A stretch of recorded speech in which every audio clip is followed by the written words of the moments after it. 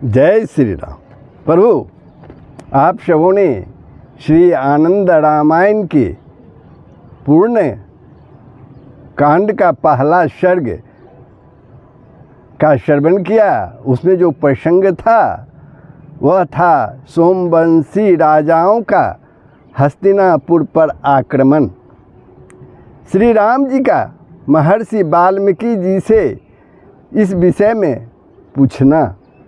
महर्षि वाल्मीकि जी का सोमवंश के प्रादुर्भाव तथा नल आदि राजाओं की कथा सुनाना, ये प्रसंग आप लोगों ने श्रवण किया था। प्रभु, अब हम लोग श्री आनंद रामायण के पूर्ण कांड के द्वितीय सर्ग में प्रवेश कर रहे हैं। इसमें जो प्रसंग है वह है श्री राम का सभी पूर्ववासियों तथा सेना को लेकर हस्तिनापुर के लिए प्रस्थान। अयोध्या नगरी में कुश का राज्याभिषेक।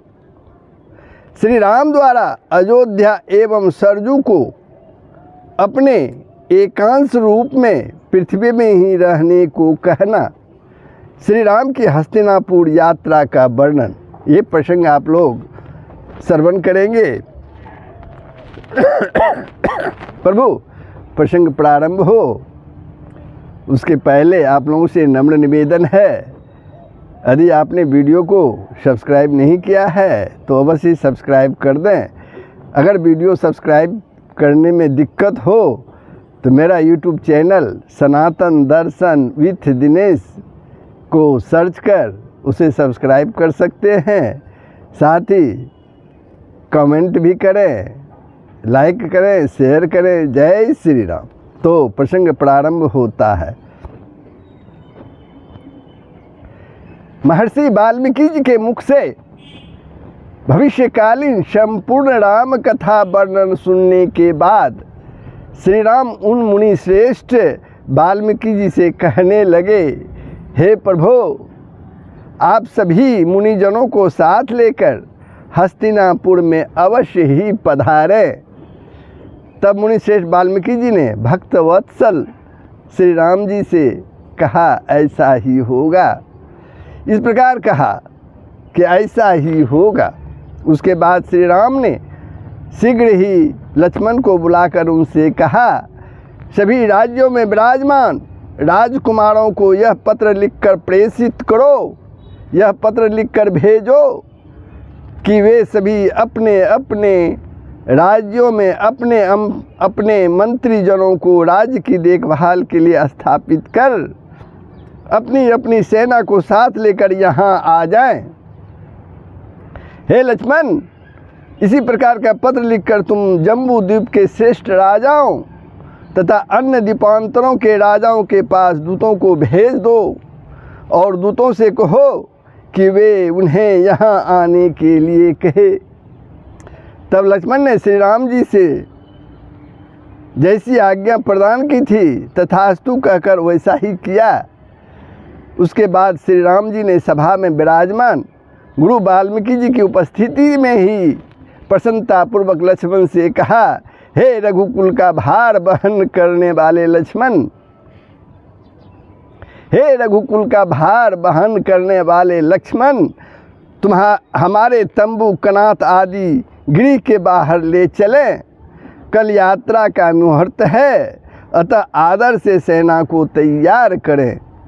कोषागार आदि में पूर्वजों के द्वारा पहले से बहुत से आयुध आदि अस्त्र शस्त्र रखे गए हैं।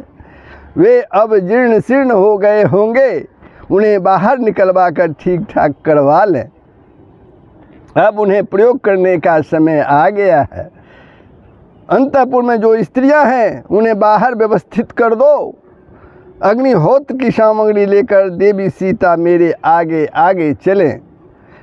रघुश्रेष्ठ श्री राम ने विनयावनत श्री लक्ष्मण को इस प्रकार की आज्ञा प्रदान की। उसके बाद वे अपने मंत्रियों, विद्वानों तथा गुरु वशिष्ठ से इस प्रकार बोले, अंत में मैं श्री भरत का सातों द्वीपों के अधिपति के रूप में अभिषेक करता हूँ। कौन बोले? प्रभु श्री राम बोले। किनसे? वशिष्ठ जी से। क्योंकि लक्ष्मण तो मेरे बिना इस भूमंडल पर रह ही नहीं सकता। श्री राम जी जब इस प्रकार कह रहे थे तो उनकी बात सुनकर सभी पुरवासी भय से विह्वल हो उठे। उनकी दशा जड़ से कटे हुए वृक्षों की भांति हो गई। दुखित होकर वे सभी भूमि पर गिर पड़े। श्री राम के इन वचनों को सुनकर भरत जी भी मूर्छित हो गए। वे राज्य की निंदा करने लगे और फिर अत्यंत दुखी होते हुए रघुत्तम श्री राम से कहने लगे, हे रघुश्रेष्ठ, हे प्रभु, मैं आपके चरणों की शपथ खाकर यह सत्य प्रतिज्ञा करता हूँ कि आपके बिना मैं न तो पृथ्वी का राज्य चाहता हूँ और न ही स्वर्गलोक के राज की अभिलाषा रखता हूँ। हे राघव, आप सातों द्वीपों के अधिपति के रूप में अयोध्या में महान वीर कुश का राज्याभिषेक कर दीजिए। जम्बू द्वीप के अधिपति के रूप में आपने उत्तर कुरु देश में पहले ही लब का अभिषेक कर दिया है, वह अपने पद पर वहाँ चला जाए। श्री भरत की बात सुनकर वहाँ जो सभाजन थे वे अत्यंत ही दुखी हो उठे और राम जी से वियोग की आशंका वाले वे सभी भयभीत हो उठे कि हो सकता है राम जी से वियोग हो जाए। यह देखकर दयालु वशिष्ठ जी भगवान श्री राम से कहने लगे, हे राम, आप इन्हें बड़े ही आदर भाव से देखिए। आपके प्रजाजन भूमि पर पड़े हुए हैं। अब जैसे ही ये सुखी हों वैसा आप इन पर कृपा करने का प्रयत्न करें। महर्षि वशिष्ठ जी का वचन सुनकर श्री राम ने भूमि पर पड़े हुए उन प्रजाजनों को उठाया और उनका सत्कार किया तथा बड़े ही स्नेहपूर्वक प्यार से उन लोगों से पूछा कि मैं आप लोगों के लिए क्या करूं। तब दोनों हाथ जोड़कर प्रजाजन रघुनाथ श्री राम से बोले, हे प्रभु, आप अपने धाम बैकुंठ लोक जाने की इच्छा करते हैं तो कृपा करके आप हमें भी अपने साथ वहाँ ले चलिए। हे राम, आप जहाँ जाएंगे हम सभी भी आपके पीछे पीछे वहीं चलेंगे। इससे बढ़कर हमारे लिए कोई भी उपलब्धि नहीं है और यही हमारा अक्षय धर्म भी है। हे राम, आपका अनुगमन करने की हम लोगों के मन में अत्यंत ही प्रबल आकांक्षा है। हम सभी अपने पुत्र स्त्री आदि के साथ निश्चित ही आपका अनुगमन करेंगे। हे रघुनंदन, आप तपोवन जाएं, स्वर्ग जाएं अथवा अपने नगर अयोध्या में जाएं, हम सभी आपके साथ ही जाएंगे। दयालु रघुनायक ने उन पुरजनों का मन का दृढ़ निश्चय जानकर उन दिन भक्त पुरवासियों से कहा, अच्छा ठीक है, ऐसा ही होगा। इस प्रकार का निश्चय करके प्रभु श्री राम ने उसी दिन कुमार कुश का राज्याभिषेक करने के लिए लक्ष्मण से तैयारी करने को कहा। लक्ष्मण जी ने भी बड़े ही प्रसन्न मन से संपूर्ण अयोध्या नगरी को सुंदर ढंग से सुशोभित करवाया और गुरु महर्षि वशिष्ठ ब्राह्मण एवं समस्त पूर्ववासियों के साथ कुश का बड़े ही आनंद से राज्याभिषेक संपन्न किया।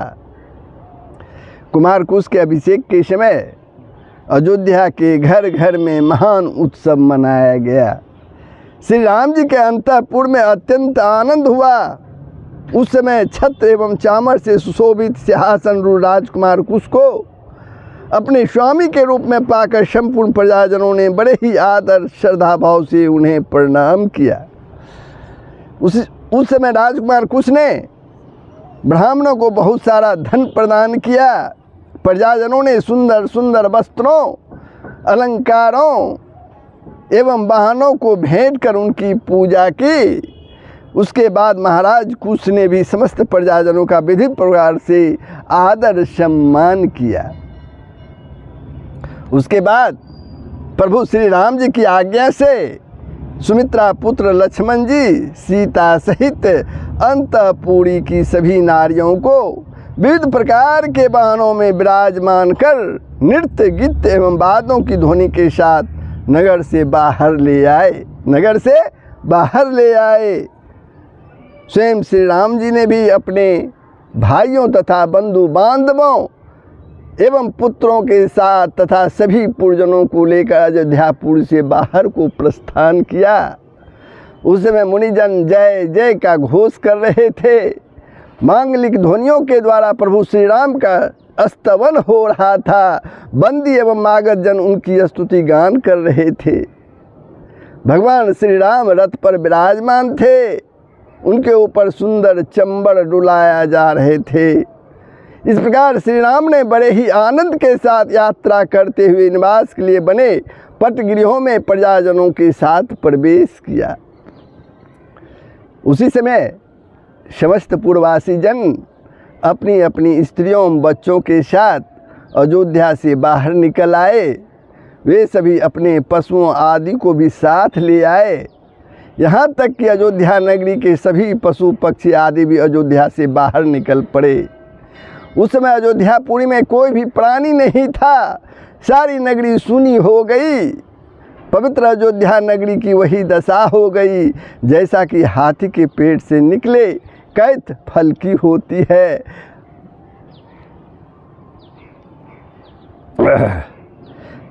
इसी समय अनेक द्वीप द्वीपांतरों के तथा जम्बू द्वीप के बहुत से नृपश्रेष्ठ अपनी अपनी सेनाओं को साथ लेकर वहां आ उपस्थित हुए और वहां पहुँच कर उन्होंने श्री रामचंद्र जी तथा राजा कुश को प्रणाम किया। उन्होंने श्री राम तथा राजा कुश के लिए लाई हुई अलग अलग भेंट को तथा उपहार सामग्री को उन्हें अर्पित किया, उन्हें दिया। उसके बाद श्री राम तथा कुमार कुश ने उन सभी का यथायोग्य स्वागत सत्कार किया। उसी समय लक्ष्मण जी के पुत्र कुमार अंगद एवं कुमार चित्रकेतु, भरत जी के पुत्र कुमार पुष्कर तथा तक्ष तथा शत्रुघ्न के पुत्र कुमार सुबाहु, शत्रुघ्न के पुत्र कुमार सुबाहु, युपकेतु, अंतपुर की स्त्रियों, पुत्र पौत्रों तथा वधुओं के साथ अपनी अपनी सेना लेकर वहां आए और उन्होंने श्री राम तथा सीता जी आदि सभी को आदरपूर्वक प्रणाम किया। श्री राम ने उन कुमारों को अपने गले से लगाया और सीता जी ने सभी को भोजन कराया। अपने अपने पुरवासियों के साथ वे सभी सभा में विराजमान हुए। उसके बाद श्री राम जी ने वहां आए हुए सभी राजाओं को हस्तिनापुर को सोमवंशी राजाओं द्वारा घेर लिए जाने का सारा वृत्तांत सुनाया और उन सभी से पूछा, आपको यदि युद्ध करना अभीष्ट हो तो आप सभी युद्ध करने के लिए मेरे साथ हस्तिनापुर को चलें। यदि युद्ध न करना चाहें तो आप अपनी अपनी राजधानी को वापस चले जाएं। मैं आप सभी से किसी प्रकार का आग्रह नहीं करता हूँ। श्री राम जी का इस प्रकार का वचन सुनकर वे नृपश्रेष्ठ कहने लगे, हे राम, हे महान पराक्रमशाली राम, हम सभी आपका अनुगमन करने वाले हैं। आपके द्वारा ही हमें बढ़ाया गया है और आपके द्वारा प्रदत्त अन्न से ही हम पालित पोषित हुए हैं। हम सभी वीर हैं और क्षत्रिय कुल में हमारा जन्म हुआ है।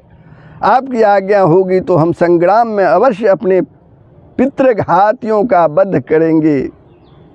हे राजेंद्र, आप हमें अपने स्वामी के कार्य से विमुख होने वाला न समझें। उन सभी वीर राजाओं का वचन सुनकर श्री राम ने उन्हें गले से लगा लिया और अनेक प्रकार के उत्तमोत्तम वस्त्र तथा आभरणों से उनका सम्मान किया। उसके बाद श्री राम देवी सीता के साथ सुखपूर्वक शयन करने लगे। प्रभात काल होने पर श्री राम सरजू के समीप गए और वहां स्नान आदि संपन्न कर उन्होंने सीता जी के साथ विविध प्रकार के दानों को यथाविधान ब्राह्मणों को प्रदान किया। फिर उन्होंने सरजू जी को प्रणाम किया और उनसे जाने की आज्ञा मांगी। श्री राम के इस प्रकार के विनयपूर्वक वचनों को सुनकर सरजू जी ने कहा, हे राम, आज तक मैं आपके दर्शनों की इच्छा से ही यहाँ पर स्थित हूँ और अब जब आप परम धाम गमन की इच्छा रखते हैं तो मैं भी यहाँ से आज आपके धाम को प्रस्थान करूँगी। सरजू जी की यह बात सुनकर श्री राम जी उनसे पुनः कहने लगे, क्या कहने लगे, ध्यानपूर्वक सुनिए। जब तक पापों का विनाश करने वाली मेरी मंगलमयी कथा इस जगत में विद्यमान रहेगी, तब तक तुम भी अपने एक अंश से यहाँ विराजमान रहो और लोगों के पापों को नष्ट करता रहो। ऐसा ही हो। यह कहकर श्री राम जी की आज्ञा से वे सरजू जी अपने एक अंश से साकेत धाम में विराजमान हुई और अपने पूर्ण रूप से वे श्री राम के वैकुंठ धाम को पधारी। उसके बाद श्री राम ने अपनी पूरी अयोध्या जी की परिक्रमा की और उन्हें साष्टांग प्रणाम किया और उनकी पूजा करके उनसे परम धाम जाने की आज्ञा मांगते हुए कहा, हे अयोध्या, हे अम्ब, आपको नमस्कार है। आपने आज तक सब प्रकार से मेरी रक्षा की है। मैं अब अपने निज धाम जाने के लिए उद्यत हूँ, तैयार हूँ। आप मुझे आज्ञा प्रदान करें। मैं आपसे आज्ञा मांगता हूँ, आप मेरे अपराधों को क्षमा करें, मुझे पुनः आपका दर्शन प्राप्त हो। श्री राम जी के इन वचनों को सुनकर अयोध्यापुरी कहने लगी, आज तक मैं आपके दर्शनों की अभिलाषा से ही यहाँ पर टिकी रही। अब मैं भी आपके साथ ही आपके धाम जाऊँगी। मैं आपके विरह को सहने में समर्थ नहीं हूँ प्रभु। अयोध्यापुरी का इस प्रकार का वचन सुनकर रघुत्तम श्री राम बोले, समस्त पाप राशि का विनाश करने वाली मेरी मंगलमयी पावन कथा जब तक इस भूमंडल पर विराजमान रहेगी, तब तक तुम भी अपने एक अंश से मृण्मयी अयोध्या के रूप में चिरकाल तक ही वास करो। ऐसा ही हो। ऐसा कहकर श्री राम की आज्ञा से मृण्मयी अयोध्या वहीं बस गई और हेममयी दिव्य अयोध्या वैकुंठ धाम को चली गई। पृथ्वी लोक में जो अयोध्या नगरी और सरजू रह गई थी, उनकी महिमा और प्रभाव गया नहीं, वैसा का वैसा ही रहा। उसके बाद श्री राम सेना स्थल की ओर गए।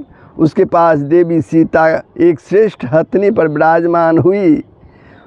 उनकी सखियां उनके साथ थी। उर्मिला आदि अन्य स्त्रियां भी दूसरी दूसरी हथनियों पर सत्तारूढ़ हुई, सवार हुई। श्री राम जी भी प्रसन्नतापूर्वक शीघ्र एक श्रेष्ठ हाथी पर जा बैठे।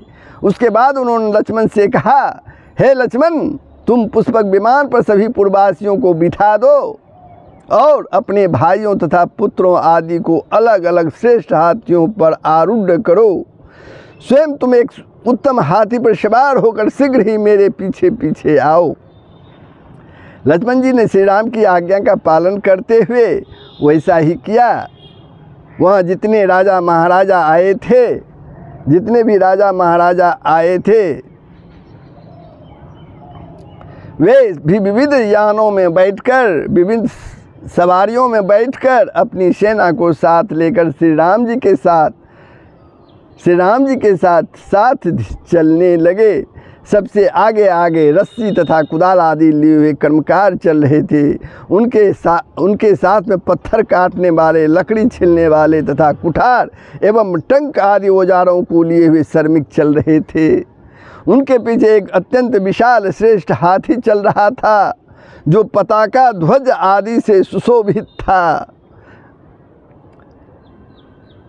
उसके पीछे अनेक प्रकार के यंत्रों को लिए हुए नाना वाहनों पर आरूढ़ सैनिक चल रहे थे। उनके पीछे अनेक प्रकार के तोप आदि शस्त्रों से भरे हुए यान चल रहे थे।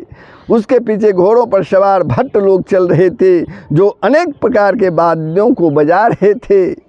उनके पीछे घोड़ों पर सवार सैकड़ों सैनिक हाथ में बेंत का दंड लिए हुए चल रहे थे। उनके पीछे यान पर आरूढ़ अनेक मागध तथा बंदी जन जा रहे थे। उनके पीछे अनेक प्रकार के वस्त्राभूषणों से शोभित नट और चारण यानों पर सवार होकर चल रहे थे।